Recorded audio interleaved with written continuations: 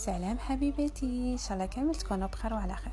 اليوم ان شاء الله جبت لكم وصفه جديده، طعام بالمرقه بيضاء. هذا الطعام اللي يديروه ناس الوسط، يعني بليده والعاصمه، في الاعراس والمناسبات تاعهم.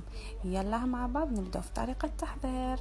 في قدره تاعي كنت درت شويه زيت شويه سمن، زدت لهم 2 حبات كبار تاع بصل مسكرفجين، من بعد زدت عليهم طريفه تاع اللحم تاعي، خليتهم يتقلاو لي مليح. من بعد زدت عليهم شويه تاع الملح، شويه تاع فلفل كحل وشويه تاع القرفه، خليتهم يتقلاو. زدت ضفت عليهم عود تاع القرفه باش تلقنا البنه. من بعد كنت مرقت المريقه تاعي بالماء يكون دافي. بعد ما مرقتها هنايا كنت رميت الحميصه تاعي. انا الحميصه كنت شمختها ليله من قبل وطيبتها مع اللحم. اذا كانت عندكم التومه طيبه واجده تقدروا ترموها في الاخر.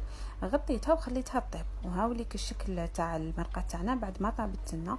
شوفوا اللحم تاعي كيفاش طاب لي. بعد ما طاب لي هنايا اللحم تاعي كنت صفيته وحطيته في كسكاس يقطر. بعدها زدت صفيت الحميصه تاعي وخليتها اكوتي باش من بعد نحطها فوق الطعام تاعنا. بعد ما صفيت اللحم والحميصه تاعي هنايا كنت رميت في القدره تاعي حبيبات تاع الكورجات يطيبوا في المرقه. انا كان طاب لي كلش. من بعد خديت هذاك اللحم اللي كان قطر، درت له شويه قرفه شويه كمون شويه فلفل كحل من الفوق.